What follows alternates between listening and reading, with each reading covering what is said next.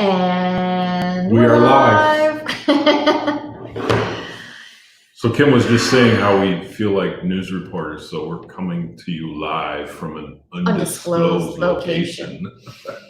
Here we are from a location you can never find us at.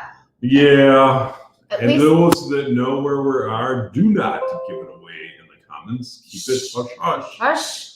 Hush, quiet. Keep it to yourself. So, do you put Today- stressors in your life? Well, I don't think you put them in on purpose. Right.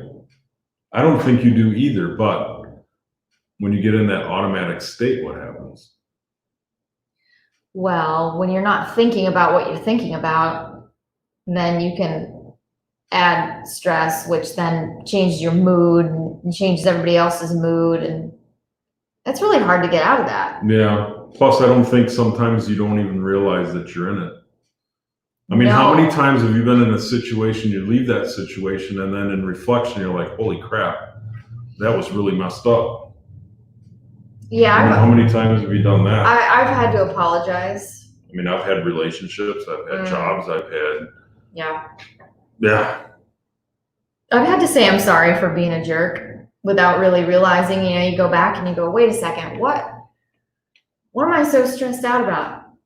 And it's usually something as simple as just being on time, right? mm-hmm. Which, okay, so that's, I'm Big gonna, pet peeve of total mine. transparency for me. It's always been, if you're on time, you're late, right? So when you're on time to your appointment's at 1 o'clock, you show up at 1 o'clock, you're late. Which for the longest time was one of the things I hated the most. It feels disrespectful, right? When you're not gonna show up at a time that you have scheduled with somebody. And then, So it stresses you out. and well, yes. And even, so the hard part is that when you're in a position to give your time or talk to people or whatever that is, you can't put a time on somebody exposing themselves, their heart, their feelings, their circumstances. You can't go, you know what, I gotta be somewhere right now. So in my past life, in my profession, where I was dealing with talking to people, where they were, wherever that was. It was usually somebody coming into my office right away and that needed help with something.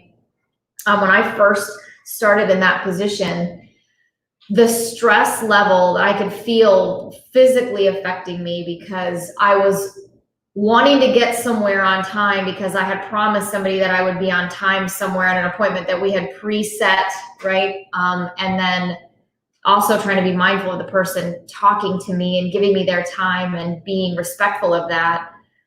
I really had to let people know for my own sanity and so that I didn't become this awful person to be around was that if I'm running late, it's not because I don't know we have an appointment or that I disrespect you. It's as I'm trying to respect the people that I'm actually talking with when they come in to see me. But it's still really hard to deal with. And some people need to realize that here was my realization. I was in charge of my schedule.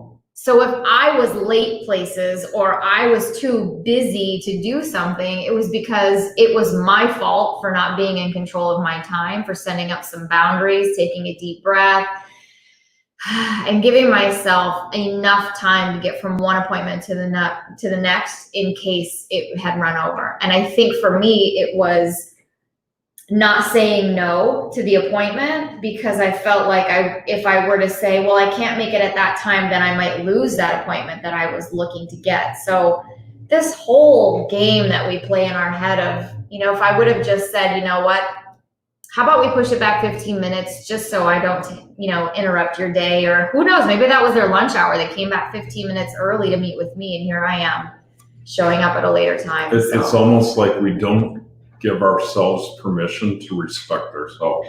Yes, that's exactly it. It probably took me a good year of that. And then I would just let my appointments know that I may be running late. If that time doesn't work for you, just shoot me a message and let me know. Well, and that's a great example, but I mean, think of all the other examples and situations that happen in a day. Well, and then just look at the people out in the world. Right. Yes. what they're getting stressed over. Yes. And they probably are not giving themselves permission to respect themselves. They're not setting up any kind of boundaries either. Which is a respect thing. Yeah. I mean, because you gotta have boundaries. You have to almost talk to yourself and treat yourself in third party. Mm-hmm. Really. That's a good point. Because if you don't, then how are you respecting yourself? So maybe it shouldn't have been what stresses are you putting in your life, but how are you respecting yourself? Mm-hmm. How do you respect yourself? Didn't Right. mean to switch the topic like that, but that's what we do. Yeah, this is what happens. This is why But really, we're live. I mean, think about that. Yeah. How many people really? Yeah, I think it really all does start with respecting you, respecting yourself, respecting your choices, and setting up that protection for yourself. Because Right. what's the physiological thing that happens when we get stressed out? You get anxious. I mean, Well, you you do, and get see, your heart rate goes up, your blood pressure goes up, you get anxiety, you get anxious, you're not thinking clearly. right? I mean, there's a whole lot of physiology. That's why we've always talked about, and I know that I personally, there's a thing called box breathing out there. So I've practiced that. And then just being able to just stop, take a really deep breath, focus on that, changes your whole physiology right away. But I've also been in that spot where I've done that and then I'm right back at it. Yeah. I'm anxious. Yeah. But then if I'm paying attention to myself and really self-aware, it's usually because there's something else going on. Oh, there's definitely I a gotta trigger. figure that out, and Yeah. then I gotta get rid of that, and that's how that. So slow down, right? So men and women do this differently. So women are neurologically designed to do a lot of things. Multitasking is like our thing, right? We can hear what the kids are doing. We can have a conversation with you. We can read a book and watch us on TV all at the same time. And men can't. They can't. They multitasking is not where they want to be. It's one task at a time. One task at a time. And that's why a lot of times you've ever noticed that men don't get stressed out and spun up like women do. Yes? Mm-hmm. Okay. So what it does for women, and this is proven through a lot of studies, is that when women are under stress like that, it actually has an adverse effect on their heart. So it can cause heart disease for women in particular when they have stress.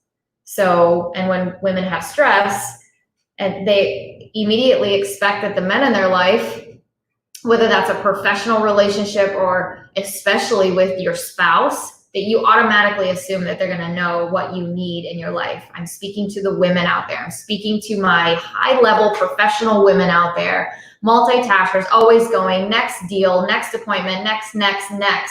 And then you bring that home with you and you're still going next in your brain and you're automatically transitioning that into your family. And that in itself is very stressful. So then you become a reactor to your family. Okay, so your husband's like, how's your day? And you're like, bleh, all the stuff, right? And you're going, okay, I'm gonna go watch TV. Like, I'm gonna go outside and barbecue, right? Okay, that's because they would probably never get into that situation anyway. Or if it's a high-level executive man, his stress level is to the point where he can be in a rage. A lot of road rage is mostly men because they just don't process like that. We're just not meant to do those things. We're not meant to have that kind of stress on us. And it's our fault. We put it on ourselves thinking that we need to succeed in some higher way in multiple facets all at the same time, and that is an acceptable behavior, and it's not. And it really adversely affects us internally and can cause us to be diseased, which is a dis-ease of where you're supposed to be, that homeostasis. So moral of today is give yourself permission to respect yourself Mm-hmm. and reduce the stresses in your life, because you control all of them. Yeah. I mean, I don't care what environment you're in, you still kind of really honestly control the stress. You control On you. how you react to it, I guess. Is Yes. really what I'm saying. It's things are gonna come at you, shit's gonna happen. Doesn't matter, it's gonna happen. Yeah. It's how you react to it that actually creates the stressors Mm-hmm. in your life. So the better you get moving forward at processing those types of situations and not reacting, then you reduce the stress, which gives you reduces heart disease and Mm-hmm. loss of hair, gray. I mean, yeah. but it does. I mean, I remember several years ago when I left a job that was stressing me out. And I mean, 3 days later, I saw my parents and they were like, "You look really different." And I didn't realize how much I was carrying with me. Yes. And I noticed it after they said it.